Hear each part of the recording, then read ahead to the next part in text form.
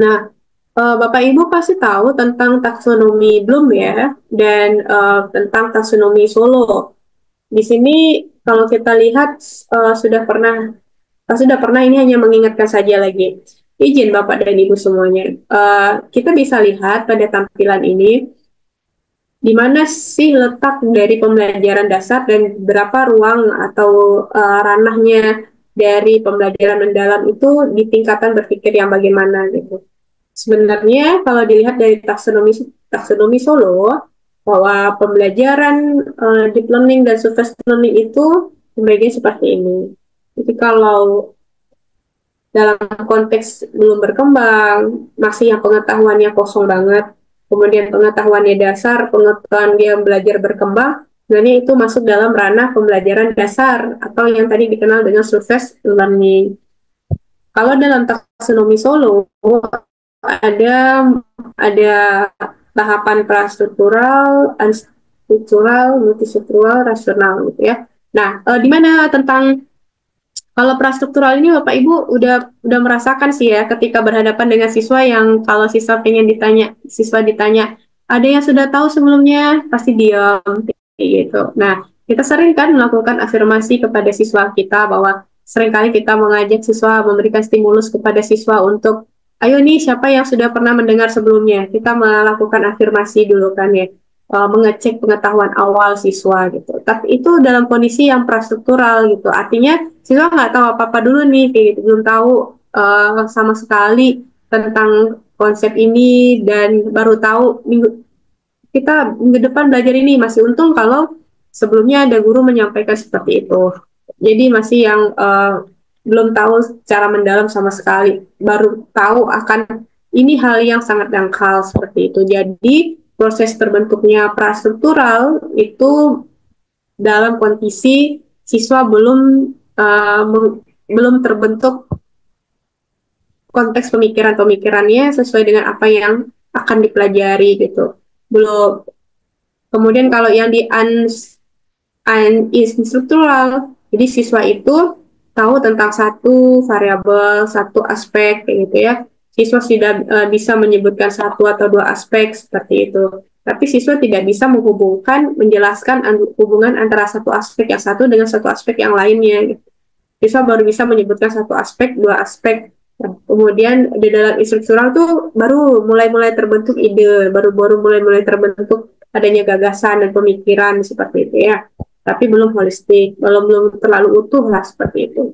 Nah, kalau multistruktural itu dalam kondisi berpikirnya atau kondisi belajarnya si individu yang sudah bisa menyebutkan satu atau dua dan lebih dari aspek-aspek yang dipelajari, kemudian mencoba untuk memberikan tanggapannya, namun memang dalam multistruktural ini tidak secara komprehensif, belum holistik gitu ya, masih berbicara masalah apa yang dia pahami tanpa mengaitkan dengan materi-materi yang sudah pernah ada sebelumnya atau yang dia punya dapatkan sebelumnya gitu. Hanya murni di pemahaman yang dia dapatkan pada saat belajar saja gitu.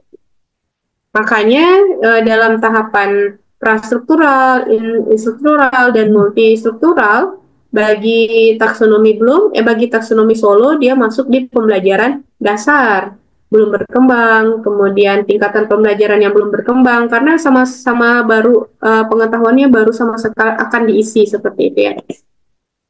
Oke. Nah, kemudian pengetahuan dasar atau foundation, ini baru kita yang mengisinya, baru kita yang mengajaknya untuk berdiskusi, mengisi dengan materi gitu ya. Kemudian tahapan berkembang, ini di sini baru mulai berkembang, karena sudah tahu satu atau dua aspek, tanpa bisa mengaitkan, tanpa bisa menjelaskan secara holistik, baru bisa menyebutkan satu, dua, tiga aspek yang diketahui dari satu sumber belajar, seperti itu. Kalau dalam taksonomi Bloom, ya pengetahuan dasar itu adalah kegiatannya mengingat. Kemudian kalau dalam berkembang, tahapan berkembang itu adalah memahami. Nah, pengalaman pembelajaran mendalam, memahami, mengingat, kemudian uninstruktural dan multistruktural itu masuknya dalam konteks memahami. Namun dia masih dalam pembelajaran dasar seperti itu. Nah, Sedangkan kalau untuk kegiatan, mereka di dalam tahap memahami lebih banyak memiliki ide, kemudian dia mengingat kembali, bisa merewind apa yang dipelajarin seperti itu. Kalau dalam taksonomi Solo dan taksonomi Bloom, pembelajaran mendalam itu masuk dalam tingkatan pembelajaran yang cakap dan unggul. Ada istilah secure dan ada istilah excellent, gitu ya. Tadi pembelajarannya mendalam, tingkatan pembelajarannya pendalam pembelajaran. Nah, apa sih tandanya bahwa pembelajaran mendalam atau apa yang sudah tandanya bahwa kita masuk dalam pembelajaran mendalam? Ketika dalam sudut pandang taksonomi Bloom, ketika siswa mampu menjelaskan satu dua aspek dalam suatu konteks pembelajaran, kemudian dia bisa menjelaskan secara lebih holistik, secara menyeluruh, tidak hanya dari sumber satu yang dia pelajarin, tapi dia coba untuk mengcombine, menjelaskan antara satu sumber dengan sumber yang lainnya, seperti itu ya. Sehingga tuh orang individu yang mampu menjelaskan secara mendalam, dia harus punya referensi bacaan yang banyak, itu harus punya literasi yang bagus gitu ya. Nah, kalau gurunya bisa menjadi stimulus untuk anak-anak rajin membaca, maka guru juga harus menjadi modal, dia juga harus punya kemampuan literasi yang tinggi untuk bisa menjadi stimulus di siswa gitu ya. Kemudian ada berpikir abstrak yang mendalam. Senada dengan hal itu, kalau dalam taksonomi Bloom, contoh orang yang belajarnya mendalam adalah mencipta dan mengevaluasi, kemudian menganalisis dan melakukan menerapkan atau melakukan dari ilmu yang sudah didapatkan seperti itu ya.